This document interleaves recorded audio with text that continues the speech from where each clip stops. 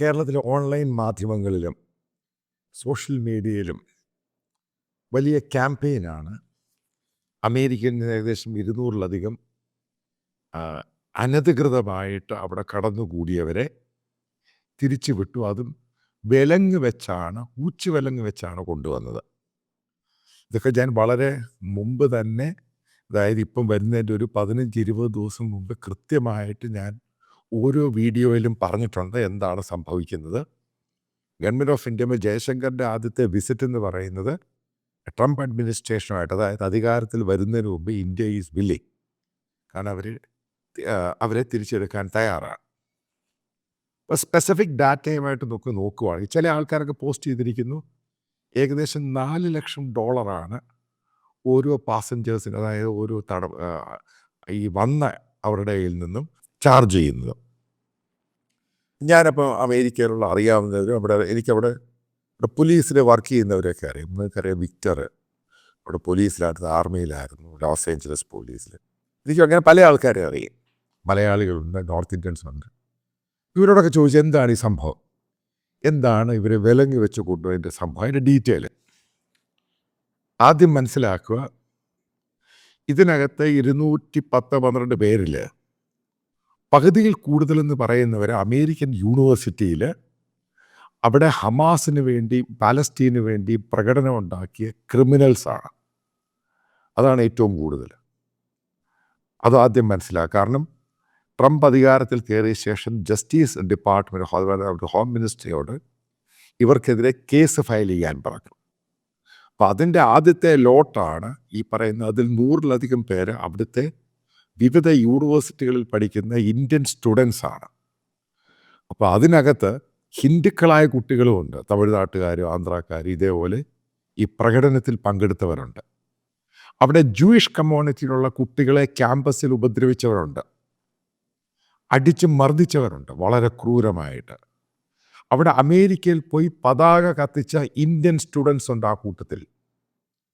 അപ്പോൾ അങ്ങനെ ചെയ്യുന്നവരെ പുതിയ അഡ്മിനിസ്ട്രേഷൻ വന്ന് അവർക്കെതിരെ കേസെടുത്തിട്ട് പക്ഷേ ബൈഡൻ അഡ്മിനിസ്ട്രേഷൻ അവരെ കാര്യമായിട്ട് പ്രശ്നങ്ങളൊന്നുമില്ലാതെ വിട്ടു. ഇവരൊക്കെ അമേരിക്കയ്ക്കെതിരെ കലാപം സൃഷ്ടിക്കാൻ ശ്രമിച്ചു. അവിടെ യൂണിവേഴ്സിറ്റികൾ അടച്ചിടേണ്ടി വന്നു.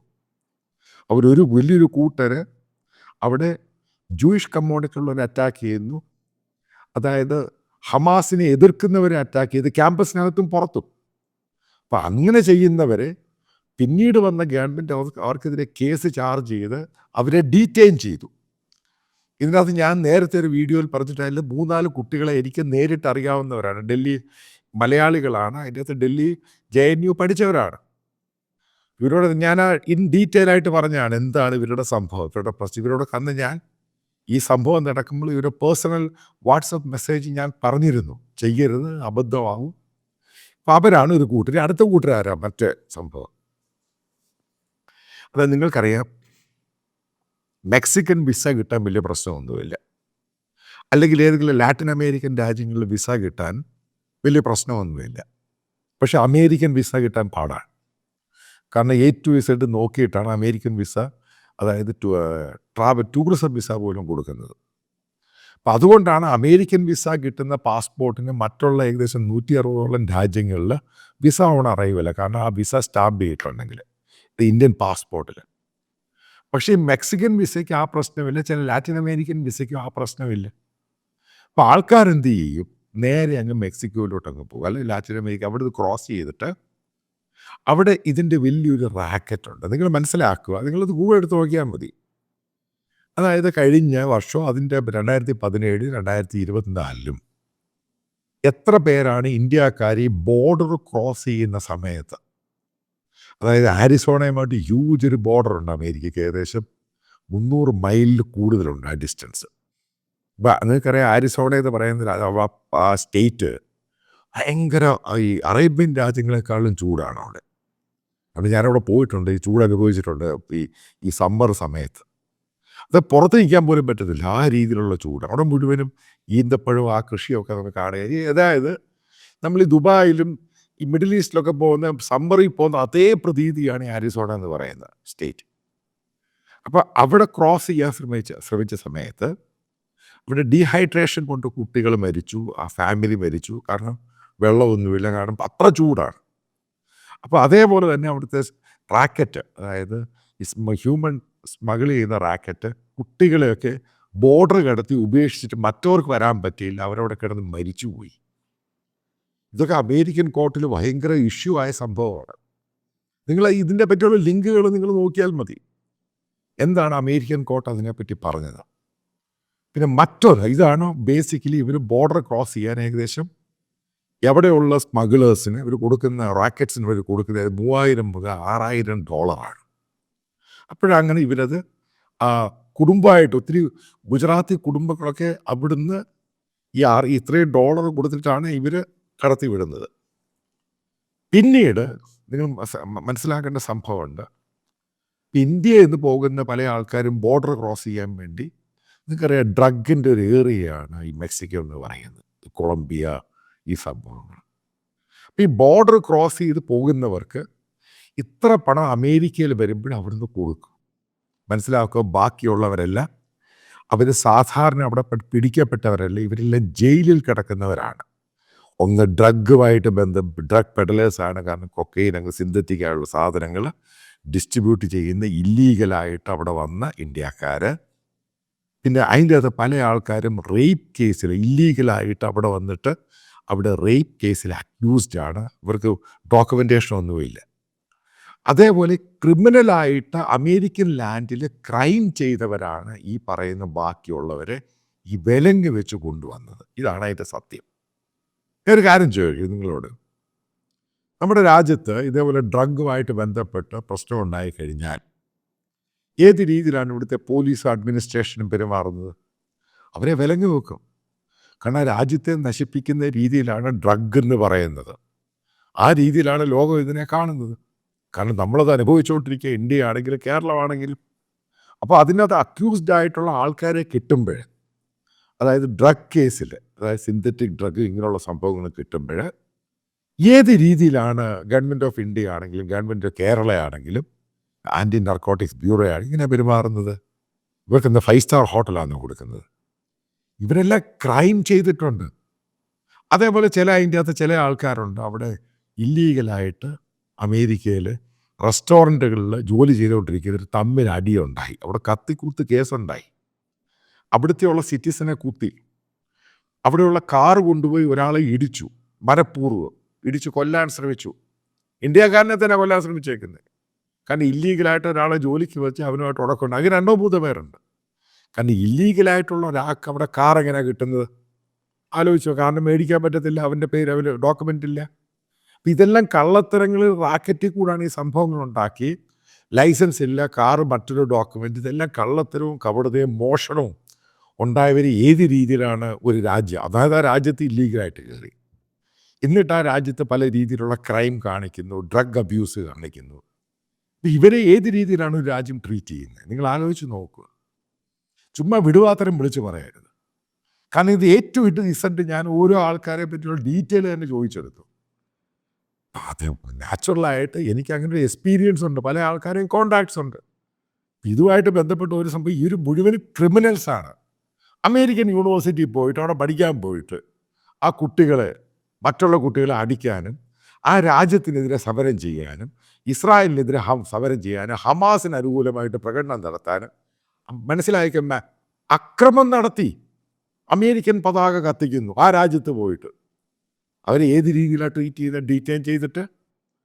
ഇവിടേക്കാണ് നമ്മൾ മനസ്സിലാക്കേണ്ടത് ഇന്ത്യ എങ്ങനെയാണ് ട്രീറ്റ് ചെയ്തത്. ഇപ്പോൾ ഇന്ത്യയിൽ ഒരു പഠിക്കാൻ വരുന്ന വിദേശ വിദ്യാർത്ഥി, അതായത് JNUവിൽ, നിങ്ങൾക്കറിയാം JNU വന്നു കഴിഞ്ഞിട്ട് ഇപ്പോൾ വിദേശ വിദ്യാർത്ഥികൾ ഇന്ത്യ കാശ്മീരിൽ നിന്ന് വന്നിട്ട് അവരെന്താ മുദ്രാവാക്യം വിളിച്ച പാകിസ്ഥാൻ മുദ്രാവാക്യം എന്താവാ ഉണ്ടായ സംഭവമാണ്.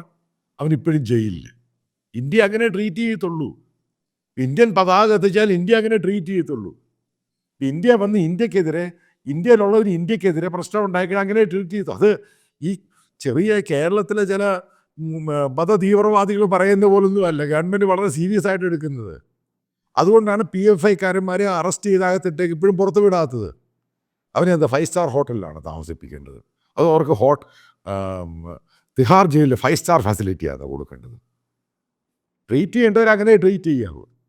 പിന്നെ ഹെർക്കുലീസിൻ്റെ 17 എയർക്രാഫ്റ്റ്, അതുമായിട്ട് ബന്ധപ്പെട്ട കാര്യം പറയാം. അപ്പോൾ കയ്യായിട്ട് എയർക്രാഫ്റ്റിനകത്ത് കയറാൻ നേരത്ത് ഇവരിയ്ക്കുന്ന സീറ്റുമായിട്ട് ബന്ധപ്പെട്ട് ഇവരങ്ങ് ചേഞ്ച് ചെയ്യും. കാരണം അല്ലെങ്കിൽ എയർക്രാഫ്റ്റിൻ്റെ അകത്ത് ഇവന് അടുത്തുള്ള ഒരാളെ ഉപദ്രവിച്ച് പ്രശ്നമുണ്ടാക്കാൻ സാധ്യതയുണ്ട്. അതൊന്ന്. അതേപോലെ ഇവർ ഫ്ലൈറ്റ് ബോർഡ് ചെയ്യുന്ന സമയത്ത്, കാരണം ക്രിമിനൽസാണ്. നിങ്ങൾ ഡൽഹിയിൽ പോകും, പല ക്രിമിനൽസിനെ നിങ്ങൾ ഈ കോടതിയിൽ കൊണ്ടുവരും, നിങ്ങൾ കണ്ടോണം. ഞാൻ കണ്ടിട്ടുണ്ട് ഈ സംഭവം. കാരണം ഭയങ്കര ക്രിമിനൽസാണ്. അവരുടെ ചെയിൻ ഇവിടുന്നങ്ങ് ഇട്ട് കാലേലും കയ്യിലും ചെയിൻ ഇട്ടാണ് കൊണ്ടുവരുന്നത്. കാരണം അവരെന്തും ചെയ്യും അവിടെ വെച്ച്. കാരണം അത്രമാത്രം ഡെഡ് ക്രിമിനൽസാണ് ഇവർ. അങ്ങനെയുള്ള ക്രിമിനൽസാണ് ഈ ഡ്രഗിൻ്റെ പെഡലേഴ്സായിട്ട് ഏജൻസുമായിട്ട് പ്രവർത്തിക്കുന്നത്. അപ്പോൾ അവിടെ വരുന്ന ഈ സെക്യൂരിറ്റി ഫോഴ്സിൻ്റെ ഇവരെ ശരിക്കും ചേഞ്ച് ചെയ്തില്ലെങ്കിൽ ഈ മറ്റുള്ള ഇവരെ ഉപദ്രവിക്കാൻ അവർ സെക്യൂരിറ്റി ഫോഴ്സിൻ്റെ വെപ്പൺ ഇവരെ കയ്യിലെടുത്ത് ഫയർ ചെയ്ത് എന്ത് ചെയ്യും? പിന്നെ ഇത് മിലിറ്ററി എയർക്രാഫ്റ്റ്, കാരണം ഞാൻ അറിഞ്ഞെടുത്തോളം ഏകദേശം $4,300 പെർ പാസഞ്ചേഴ്സ് ഇവർ ചാർജ് ചെയ്യുന്നത്. ഇതിൻ്റെ ഗവൺമെൻറ് പകുതി, അമേരിക്കൻ ഗവൺമെൻറ് പകുതി എന്ന രീതിയിലാണ് എൻ്റെ അറിവ്. ഇനി എനിക്കറിയത്തില്ല, നിങ്ങൾക്ക് അതിനേക്കാളും കൂടുതൽ അറിവുണ്ടാകുന്നു. അതാണ് ഇതിൻ്റെ ടിക്കറ്റ്. പിന്നെ എന്തുകൊണ്ട് അതിൽ കൊണ്ടുവന്നു? പാസഞ്ചേഴ്സ് എയർക്രാഫ്റ്റിൽ ഇതേപോലെയുള്ള ആൾക്കാരെ, കാരണം ഒരു സൈഡ് ചേഞ്ച് ചെയ്യും. കാരണം പാസഞ്ചേഴ്സ് എയർക്രാഫ്റ്റിൽ ചേഞ്ച് ചെയ്യാനുള്ള സൗകര്യമില്ല. അതുകൊണ്ടാണ് അവിടുത്തെ മിലിറ്ററി എയർക്രാഫ്റ്റിൽ കൊണ്ടുവന്നത്. അല്ലാതെ ഇവിടുത്തെ ഒരു എയർക്രാഫ്റ്റ് വിടുന്നത് അതിൻ്റെ അല്ല ഇഷ്യൂ. ഇതാണ് റിയാലിറ്റി. അവർക്ക് ആഹാരവും സംഭവം എല്ലാം കറക്റ്റായിട്ട് കൊടുത്തിട്ടുണ്ട്. ഒരു ക്രിമിനൽസിനെ എങ്ങനെയാണ് ചെയ്യേണ്ടത് ആ രീതിയിലാണ് ചെയ്തിരിക്കുന്നത്. അല്ലാതെ അവർക്ക് എയർക്രാഫ്റ്റിൽ ഫസ്റ്റ് ക്ലാസ്സും ബിസിനസ് ക്ലാസ്സും കൊടുത്തല്ല വിടേണ്ടത്. കാരണം ഒന്നാമത് അവർ തെറ്റ് ചെയ്ത് അവിടെ ഇല്ലീഗലായിട്ട് അവിടെ പോയി. രണ്ടാമത് അവിടെ പോയിട്ട് ഈ ഡ്രഗിൻ്റെ പെഡലേഴ്സായിട്ട് വർഷങ്ങളോളം ഒരു നിന്നു. അവരെ അമേരിക്കൻ ഗവൺമെൻറ് പല രീതിയിലും അവിടുത്തെ വയലേഷൻ നടത്തിയതിൻ്റെ പേരിൽ അറസ്റ്റ് ചെയ്ത്, അങ്ങനെ മറ്റു പല കേസുകളുണ്ട്. റേപ്പ് കേസ് വരെയുണ്ട് പലർക്കെതിരെ. ഇതൊക്കെയാണ് അതിൻ്റെ ഇഷ്യൂ. അവരെ ആ രീതിയിലാണ് ട്രീറ്റ് ചെയ്യുന്നത്. ഇതുമായിട്ട് ബന്ധപ്പെട്ട് ഗവൺമെൻറ് ഓഫ് ഇന്ത്യ ഒന്നും മിണ്ടാത്തത്. കാരണം ഗവൺമെൻറ് ഓഫ് ഇന്ത്യക്ക് ഇതിൻ്റെ പൂർണ്ണമായിട്ടും ഡേറ്റ കൊടുത്തിട്ട് എന്ത് കേസുകളാണ്. അതുമല്ല, ഇതിനകത്ത് കൊണ്ടുവരുന്ന ആൾക്കാരെ ഇവിടെ ഗവൺമെൻറ് ഓഫ് ഇന്ത്യ പെട്ടെന്ന് റിലീസ് ചെയ്യാൻ ഉദ്ദേശിക്കുന്നില്ല. ഇവിടെ കേസും ട്രയലും നടക്കും. എന്നിട്ട് ശേഷമേ അവരെ ട്രയലും നടത്തി ശിക്ഷ കൊടുക്കുകയോ കൊടുക്കാതെ ഇവിടുത്തെ കോടതികൾ തീരുമാനിക്കും. അതിനുശേഷം മാത്രമേ ഇവരെ റിലീസ് ചെയ്യുന്നുള്ളൂ. അല്ല, നിങ്ങൾ ഉദ്ദേശിക്കുമ്പോൾ എയർപോർട്ടിൽ വന്ന് ഇറക്കിയെങ്കിൽ വിടുവൊന്നും അല്ല. ഇവരെ നേരെ ജയിലിലോട്ട് എവിടെയും കൊണ്ടുപോകുന്നത്. ആദ്യം മനസ്സിലാക്കുക. ക്രൈം എന്ന് വെച്ചാൽ ക്രൈം തന്നെ. അത് അമേരിക്ക നടത്തിയാലും ശ്രീലങ്ക നടത്തിയാലും ലോകത്തെവിടെ നടത്തിയാലും ഇത് ക്രിമിനൽസിനെ പ്രോത്സാഹിപ്പിക്കുന്നത്. എന്നാൽ കോർട്ട് പറയട്ടെ ഒരു തെറ്റ് ചെയ്തില്ല ഇല്ല. ഇതിനെപ്പറ്റി ഫുൾ ഡീറ്റെയിൽസ് ആയിട്ട് അവിടെയുള്ള ലോ എൻഫോഴ്സ്മെൻറ്റ് പൂർണ്ണമായിട്ട് സാധനങ്ങൾ ഡോക്യുമെൻറ്റേഷൻ ചെയ്ത് അതും കൂടെയാണ് ഇന്ത്യ ഗവൺമെൻറ്റിനോട് ഇങ്ങോട്ട് പറഞ്ഞു വിട്ടിരിക്കുന്നത്. ഇന്ത്യ ഗവൺമെൻറ് ഈ ക്രിമിനൽസ് വരാൻ നേരത്തെ റെഡ് കാർപ്പറ്റ് കൊടുത്ത് വെൽക്കം ചെയ്യണം. ക്രിമിനലാണ്, ബേസിക് ക്രിമിനൽസാണ് ഇവർ. അവരെ ആ രീതിയിൽ തന്നെ ട്രീറ്റ് ചെയ്യേണ്ടത്. ഇവിടെ പഠിക്കാൻ പോയ പിള്ളേർ അവിടെ പോയി അടിയും പിടിയും ബഹളം ഉണ്ടാക്കി അവരുടെ പതാകം കത്തിച്ച് അവിടെയുള്ള ജൂയിഷ് കമ്മ്യൂണിറ്റി അടിക്കാനും പിടിക്കാനും റോഡിൽ കൂടെ പോകുന്നതിനെ കത്തിക്കാനും പെട്ടെന്നവരെല്ലാം കൂടി ഇസ്ലാമിക ഹമാസിന് പിന്തുണ പ്രഖ്യാപിക്കുന്നു. അവിടെ ഗവൺമെൻറ് വന്ന് അവരെ അറസ്റ്റ് ചെയ്ത് അകത്തിട്ട് കൂടി കയറ്റി വിട്ടു. അതിലെന്താ തെറ്റ്? ലോകത്തെല്ലാത്തും ഒരു ഡിസിപ്ലിനാണ്. ഡിസിപ്ലിൻ അനുസരിച്ച് മുന്നോട്ട് പോയില്ലെങ്കിൽ ഇതൊക്കെ അനുഭവം ഉണ്ടാകും. എനിക്കിതിനകത്ത് വലിയ സംഭവം തോന്നുന്നുമില്ല. കാരണം ഇവിടുന്ന് അങ്ങോട്ട് ഫ്ലൈറ്റ് വേണം, ചില ആൾക്കാർ അത് പറയുന്നു ഇത് പറയുന്നു, നോൺസെൻസ്. എന്താ അതിൻ്റെ സത്യം മനസ്സിലാക്കുക ആരാണ്. അല്ലാതെ ജീവിക്കാൻ വേണ്ടി അവിടെ പോയ ആൾക്കാരെ ഒന്നും ഇതുപോലെ കയറ്റി കൊടുത്തൊന്നുമില്ല. അത് വളരെ ഗ്യാരണ്ടിയാണ്. പക്ഷേ ഈ സംഭവം ഇങ്ങനെയാണ് സംഭവം. ഇതെല്ലാവർക്കും ഒരു താക്കീത് കൊടുത്തേക്കൊണ്ട് ഇതേ രീതിയിൽ വരേണ്ടി വരും. കാരണം നീ വേറൊരുത്തിന് അതേപോലെ പ്രവർത്തിച്ച് അവിടെ ചെന്ന് ക്രൈമും എല്ലാം കാണിച്ചു കഴിഞ്ഞ് ഈ രീതിയിലായിരിക്കും തിരിച്ചു വിട്ട് ഇവിടെ ഇന്ത്യയിൽ ഇവരെ പണിഷ് ചെയ്തിട്ടേ വിടത്തുള്ളൂ. കാരണം ഇവിടുത്തെ ട്രയൽ കോർട്ടിൽ കേസെല്ലാം നടത്തി പണിഷ് ചെയ്തിട്ടേ ഇവരെ വിടത്തുള്ളൂ. ഒന്നിന് പണിഷ് ചെയ്യും, അല്ലെങ്കിൽ ഇവർ അത് കോർട്ടാണ് തീരുമാനിക്കുന്നത്. അതിനകത്ത് എന്താണ് അമേരിക്കയുടെ റോള്? ആ ഒരു രാജ്യമായതുകൊണ്ട് മാത്രം നേരത്തെ കയറ്റി വിട്ടിയില്ല. ഇതുപോലെ പല പെൺകുട്ടികളുണ്ട് ഇതിൻ്റെ അകത്ത്. അവരുടെയൊക്കെ ഡീറ്റെയിൽസ് വരാൻ കാരണം ആർക്ക് വേണ്ടി? ഹമാസിന് വേണ്ടി സിന്ദാബ വിളിക്കാൻ പോയവർ. അതിൻ്റെ ഡീറ്റെയിൽസ് വരാൻ പോവുകയാണ്. കാര്യങ്ങൾ മനസ്സിലാക്കി മാത്രം പ്രതികരിക്കാൻ പഠിക്കുക.